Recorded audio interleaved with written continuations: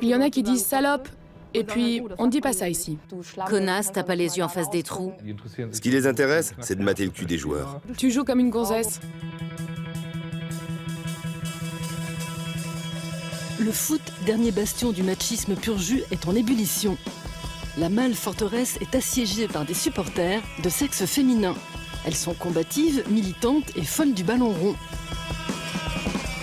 Contre les écharpes roses et les gobelets de mauvais mousseux à l'entrée du stade, elles exigent le respect et montent en première ligne quand il s'agit de soutenir leur club.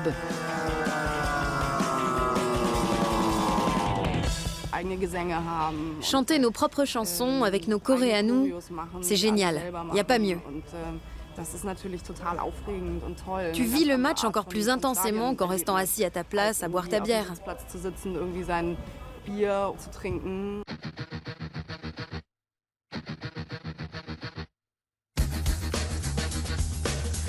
Dans la famille des supporters, je demande les ultras. Ces mordus frénétiques ambiancent les stades avec leurs banderoles et leurs chants guerriers. Les médias ne sont pas leurs copains, la police les a dans le viseur, les politiques les confondent avec les hooligans et les commentateurs sportifs les surnomment les talibans des supporters. Pourtant, les ultras sont souvent des gens engagés, conscients des travers de la société et plus ouverts que les supporters normaux. J'ai été très jeune supportrice du Werder Brême. J'ai joué au foot. J'ai fait pas mal de trucs censés être réservés aux mecs et ça passait mal. Et puis j'ai trouvé des gens qui acceptaient ce genre de choses et c'est comme ça que je suis arrivée chez les ultras.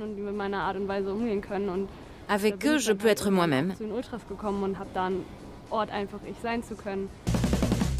Mais tout n'est pas rose au pays des vertes pelouses. Les deux ultras du Werder Brême ont dû se battre pour trouver leur place dans le groupe. Être une fille dans ce milieu, et surtout une très jeune fille, c'est pas facile. Quand j'avais 14-15 ans et que j'étais dans le bus avec les autres, il y avait des pornos qui circulaient.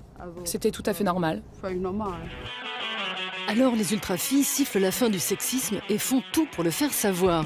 Les femmes de l'Ultra Sankt Pauli ont fait passer le message avec une mise en scène tout en nuances.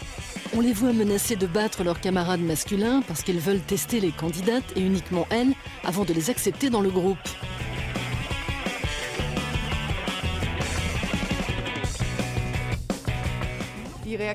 La réaction qu'on a eue dans le monde ultra-allemand, surtout sur un forum dédié qui est débile, a contribué à faire tomber les masques.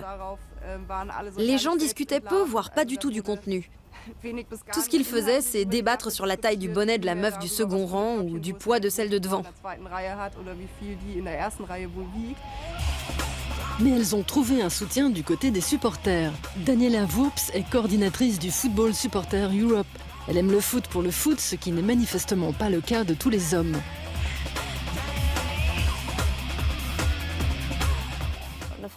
On assistait à un match avec une copine et tous ceux qui étaient autour de nous dans les gradins nous ont adressé la parole pendant le match. Tous des hommes. À un moment, on a regardé autour de nous et on s'est dit « On est les seuls à regarder le match ou quoi ?» Combattre les préjugés, c'est aussi la mission de Thomas Afke. Ce membre actif de la section des supporters de Brême a fondé une association qui crée des banderoles originales. Elle se revendique antisexiste et recrute surtout parmi les hommes. Le machisme, il faut pas croire, c'est aussi éprouvant pour les hommes. Ça crée des situations pénibles pour tout le monde. Les gars qui n'ont pas peur de dire qu'ils côtoient volontiers des femmes montrent par là que ces idioties machistes ne les concernent pas. C'est du stress pour rien.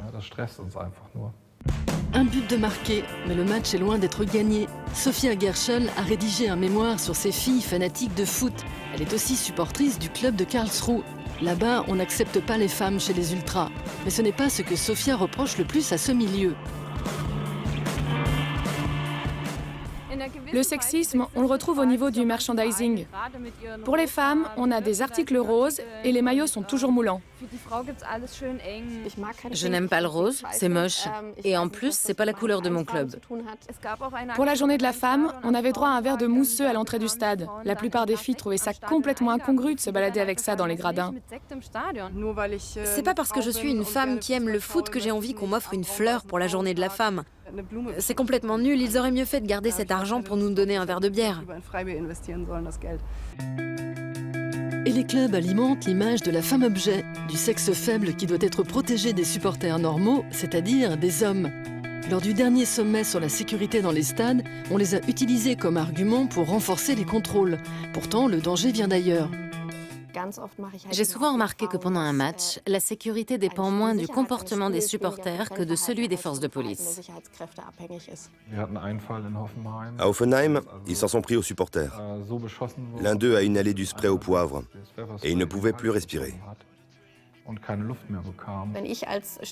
Quand je descends d'un train spécial en tant que supportrice lambda, que je suis accueillie par un bataillon de CRS en tenue de Goldorak, avec des chiens sans muselière, des policiers à cheval, et qu'ils se mettent à fouiller les 900 passagers du train, je ne me sens pas en sécurité.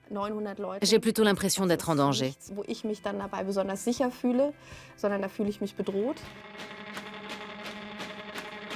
Des mesures renforcées pour protéger les femmes et les enfants, les ultras ne sont pas fans de ce rôle de victime potentielle.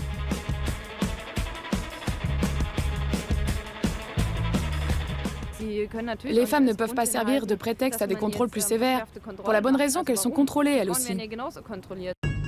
Une contradiction, le temps d'un match, le Fenerbahçe a interdit ses tribunes aux hommes, histoire de sanctionner les supporters trop remuants. Mais les femmes étaient autorisées à y assister, et on a bien vu la différence. Ou pas. J'ai vu ce match à huis clos qui a eu lieu à Istanbul, je crois, où il n'y avait que des femmes et des enfants dans le stade. L'ambiance était pareille, il y avait le feu. L'une de nos membres qui était sur place m'a raconté qu'autour du stade et avant le match, il y avait eu quasiment des situations d'émeute. Les femmes affluaient en masse, mais elles étaient refoulées à l'entrée. Du coup, certaines essayaient d'escalader la façade. S'enflammer pour son club, hurler derrière son équipe, fêter les victoires et pleurer les défaites ensemble, les femmes veulent vivre les matchs comme les hommes. On a vécu les mêmes expériences. On subit nous aussi les représailles de la police. Ça soude un groupe, tout ça.